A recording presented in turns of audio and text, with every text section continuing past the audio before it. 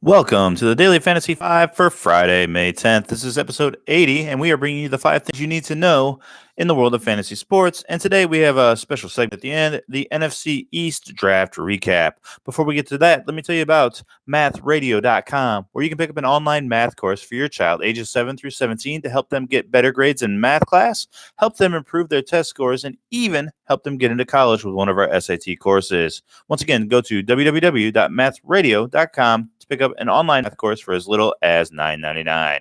Mathradio.com. All right, everybody. So the big news coming out of yesterday was that Kevin Durant is going to be out for the rest of the Houston Rockets series. Steve Kerr said, well, that came out today. So he has a calf sprain, I believe. So that's going to be the biggest news. We're going to talk about that a little bit more in depth later. I want to start with the breaking news that Doug Baldwin was waived by the Seahawks today. So he's likely to retire, not to be retained by another team. Looks like he needs more surgery. So it looks like his football days may be over. Doug Baldwin was a great fantasy wide receiver when healthy, and he will be missed. He certainly won me some weeks in the past. All right. Buster Posey moving to baseball. He's going to the injured list for the Giants. So far this season, he has 106 at-bats. He's batting .245, 2 home runs, and 13 RBIs. He's going to be in the concussion protocol etiquette, whatever you want to call it. He was hit in the helmet the other day. All right, speaking of baseball, my hitter of the day is going to be Baltimore Orioles' Rio Ruiz. He's a third baseman. In his last 3 games, he's batting 4 for 10 with a home run, and he's only going for $2,600 over on FanDuel. The reason I love him is he's going against one of the worst pitchers in baseball, the Los Angeles Angels' Trevor Cahill, at the Baltimore Orioles Stadium, where the long ball seems to be been given up a lot lately. So go ahead and start Rio Ruiz as your third baseman today in daily fantasy baseball. That is my hitter of the day. Okay, now let's talk basketball, the Kevin Durant injury. So this is terrible news for the Golden State. Luckily, they're up 3-2 right now. So he's definitely out the rest of the series. Steve Kerr said it today. That's a huge bump in value for all the other Warriors in daily fantasy basketball. So if you want to make a lineup tonight and just the one-game lineup, look to start as many Warriors as you can. I think they're going to come out on fire, especially Steph and Clay. They've been down a little bit. I would assume they're going to pull out all the stops tonight to try to win this game on the road in Houston and not force a game 7 back in Golden State. Okay. So from a wagering standpoint, here is what I like. First of all, last night we went 1-2. We lost both of the unders, but we did hit the Portland -4. So we're only up 4 units now on the year or on the playoffs. So this is what I like. Give me the Golden State Warriors tonight to win +255. And I also want the Rockets to win the series at +60. I'm sorry, +160. So what does this do for us? Well, there's 3 possible outcomes. Okay. Let's say Golden State wins tonight. Well, the series is over and you've won $155. If you're betting $100 on Golden State, 255 tonight, and $100 on the Rockets to win the series. So that's one outcome, right? Golden State wins tonight and the series is over. There's no more games. Okay. So that's the only thing that would happen if Golden State wins is you win $155. Okay. The second outcome is Golden State loses tonight, right? The Rockets win tonight and the Rockets win game 7. In that case, you win $60. Okay. The first 2 scenarios, you've either won 155 or you've won 60, right? This is total profit at the end. Obviously, you're getting your money back as well. Now, the only situation where we lose is if the Rockets win tonight, but then lose in game 7 where Golden State will be at home. So that is essentially that the home team wins both games. So if you think the home team's going to win both games, then avoid this bet. But I think you're getting paid in 2 of the 3 outcomes. Right, I think it's worth the risk. You're getting 155 plus 155 tonight, plus 60 if the Rockets win game 7. The only way you lose this bet is if the Golden State loses tonight and then comes back and wins game 7. I certainly don't see that happening. I think Golden State either closes it out tonight or they are done. So I'm going to go ahead and do that. Give me Golden State tonight plus 255. Okay. Or the Rockets winning the series, that is at plus 160. You can get either of those right now. Okay, that's it for the daily fantasy portion of the show. We are going to convert over to our NFC East draft recap. All right, so the NFC East is what we have: the Washington Redskins, the Philadelphia Eagles, New York Giants, and Dallas Cowboys. Okay, So we're going to start off our coverage here with my least favorite draft in this division, which is the Dallas Cowboys. So last year they were 10-6. DVOA offense was 24th. Defense was very good at 9th. All right, top 10 defense according to DVOA. Finished at 10-6. They got a lot of help by trading their first round pick this year for Amari Cooper. He came on and was great. He had a couple amazing games, but like I said, they didn't have a first round pick. Okay, so what do they do in this year's draft? Well, they went out and their first pick, which was in the second round, was Tristan Hill, a defensive tackle out of UCF. He's kind of a high reward, high risk player. He certainly didn't have the production you would like to see from a player that picked this high in the second round. Maybe you get into that Dallas Cowboys system and they get the most out of him. But to me, this is a risky pick. Could he turn into a disruptor from the inside of the defensive line? I mean, it's possible, but I just don't really see it. So I don't love that pick. They go with Connor McGovern, offensive guard out of Penn State. Fine. Bolster the offensive line. Nothing wrong with that. In the fourth round, they took Tony Pollard, a running back out of Memphis. So I don't know. This isn't Zeke insurance, I guess. I mean, if Zeke goes down, you guys are in trouble no matter what, Cowboy fans. But he can do some other things that Zeke doesn't. Well, Zeke can catch the ball too, but Tony Pollard can come in and catch the ball and be a weapon. But I just don't see it as a fourth round value. They traded back with their other fourth round pick to pick up a fifth and a sixth round. That seems like a lot more. It makes a lot more sense to me. I feel like Tony Pollard was a luxury that they didn't really need. Maybe pick somebody up later on. With those fifth and sixth round, with their extra fifth round pick, they ended up taking two guys out of Miami, Michael and Joe Jackson. I don't believe they're related. Michael's a cornerback and Joe is a defensive end. Both players seem to be overdrafted. Most mocks did not have them going in the fifth round. These are possible sixth, seventh, or undrafted guys. So these two players out of Miami just don't really make a lot of sense for me. What else do we have here? In the sixth round, they took a safety. In the seventh round, they took a running back and another running back and another defensive end. What really caught my eye is they picked up no wide receiver and no tight end in this draft. So I think you need another weapon to go with Amari Cooper, and they certainly did not pick it up in this draft. I would have rather seen that fourth round pick that went to Tony Pollard go for a wide receiver or tight end option there. So not having as much ammunition coming into the draft really hurt Dallas here, in my opinion. And I don't like the Miami guys. I don't like the running back pick. And I don't really like the Tristan Hill pick either. So this one, not my favorite draft in a long shot. All right, number 3. Most people have the New York Giants last in like every single draft recap. I'm not a quarterback expert. Did I like the Daniel Jones pick at number 6? No, I didn't. From all indications, they could have simply picked him at number 17 if they wanted to, and then grabbed, another player at 6 that would have done a lot more good for them. Someone certainly better than Dexter Lawrence, the defensive tackle out of Clemson, who they took at 17. But they didn't do that. Before we get too far into the weeds, let me just tell you that the New York Giants last year were 5-11. They were actually 13 on offense in DVOA, and the problem was they were 24th in defense. In the prior to the draft, they traded Odell Beckham Jr. They got the first rounder from the Browns and a third rounder. They also moved up to pick number 30 in the first round, and they gave up picks 37 and a fourth and a fifth rounder.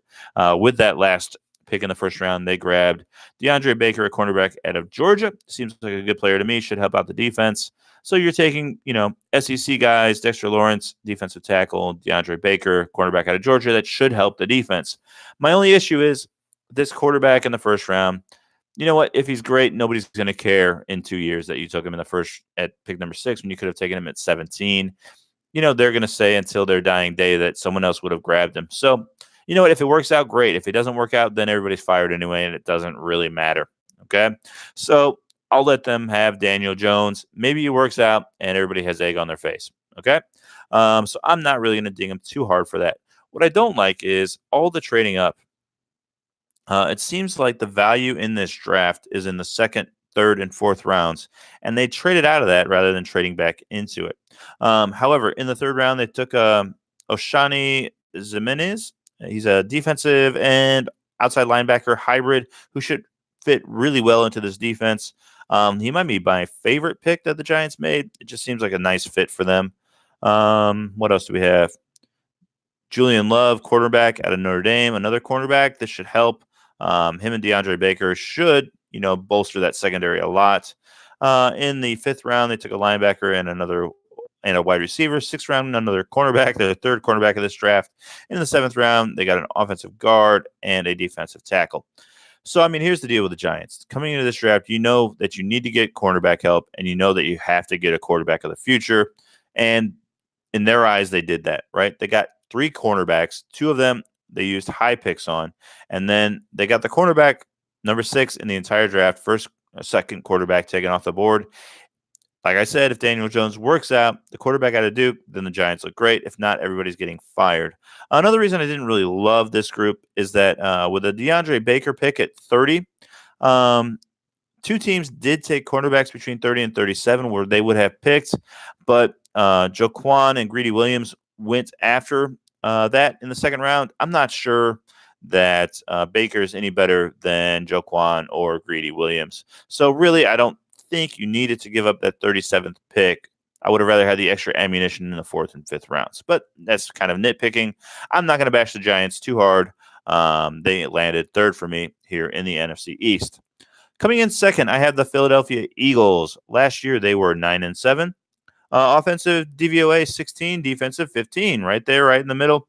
They had all kinds of quarterback issues last year with Carson Wentz going down, Nick Foles coming in. No more Nick Foles in Philadelphia. They did grab backup quarterback Northwestern Thorson right in the 5th round. Wow. I don't know if he's any good. I didn't watch that much Northwestern football. I don't really know. Their big trade that they did, where they kind of made a splash in this year's draft, is they traded up from 25 to 22, giving up a 4th rounder and a 6th rounder to get Andre Dillard, offensive tackle out of Washington State. I saw on a lot of draft boards he was the number 1 offensive tackle. He's the replacement for Peters eventually, and depth on the offensive line for Carson Wentz. The deal I thought was great because they had to get ahead of the Texans to draft him, and they went out there and they got their guy. Didn't give up that much, a 4th rounder and a 6th rounder. I'm not going to kill him. The other reasons I really like this draft is they kind of went all in on the offense to help Carson Wentz. In the 2nd round, they grabbed Mike Sanders, running back out of Penn State, and then Arcea Whiteside, wide receiver out of Stanford. Both 2nd-round picks should both be weapons to help out Carson Wentz, and then Andre Dillard should be a added protection piece to make sure Carson Wentz stays healthy. And then in the 4th round, they also grabbed defensive end Miller out of Penn State. So not a lot of draft picks, but I like what they did. It seems like they are in win now mode, trading up. But then they drafted a quarterback. But anyway, I liked it better. I just couldn't put the New York Giants 2nd in this in this division. So I went ahead and put Philadelphia 2nd. My favorite team in the NFC East is the Washington Redskins. Last year, they were 7-9 somehow. I'm not sure how, because on offense, their DVOA was 28th, and on defense, they were 20th. So how in the heck did they win 7 games? I'm not sure. They certainly overperformed what DVOA would say they would finish at. The most interesting part of this draft is obviously the quarterback in the 1st round. So they took Dwayne Haskins at number 15. So they were actually able to stay at 15. They didn't have to trade up to get him. And you can look at that in 2 ways. You can say, oh, they're brilliant. They didn't, panic and move up to, say, number 10 or number 7 to grab their quarterback. They were able to stay at 15. But doesn't that also imply that they were willing to risk losing him if someone else had jumped up to grab a quarterback? How much do they really want him? How much do they really love him? Philosophically, I don't mind it. Stay at 15, get your guy. I think Dwayne Haskins can be a good quarterback in the NFL. And I think that your quarterback situation now needed that franchise guy of the future. This way, the coaching staff and the general manager, if it doesn't work out and they lose, they can still maintain their jobs by having Haskins look good at the end of the season. And if they win, then they're safe as well. So it just gives you another shot to kind of save your job. So I do get what's going on in Washington. What I really loved out of Washington was trading up to 26 to get Montez Sweat, edge out of Mississippi State. They gave up 2 second rounders, 2nd rounder this year, 2nd rounder next year. I don't love it, but I think Montez Sweat, might be a top 5 guy in this class. He dropped essentially because of Heart issues, which he may or may not have. I love Montez Sweat. I thought he was a great talent, certainly a top 10 pick. To get him at number 26, I think makes a lot of sense. And to get him for 2 second-round picks, I mean, I think he could be a great defensive player. I really do. I love this pick as well. In the 3rd round, they picked up Ohio State wide receiver Terry McLaurin. He's an obvious safety net for Dwayne Haskins. They had chemistry last year. That should continue this year. And then they picked up, some more offensive players. Bryce Love, running back out of Stanford. I mean, he's a gamble. He had an ACL injury, I believe, the last game of the season last year for Stanford, last game of the regular season. He was awesome, especially the year before, I believe. I mean, he was incredible. He was in Heisman consideration for a while. He's got all the talent in the world. We'll see how he recovers from that injury. Washington has some players at running back. So, I mean, it is kind of a luxury pick, but I don't know. It's worth the gamble. And then they took Wes Martin, offensive guard out of Indiana.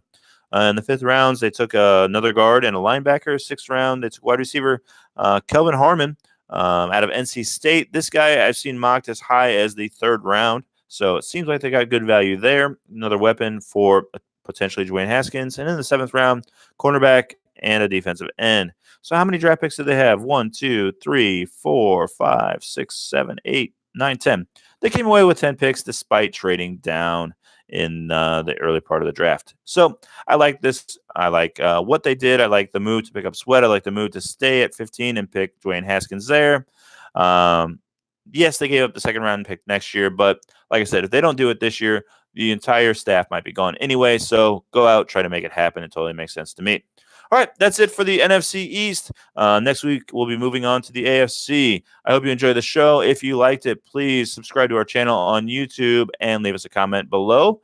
If you're listening on iTunes, please give us a 5-star rating and a review. And visit www.mathradio.com to pick up an online math course for your child for as little as $9.99. We will see you tomorrow.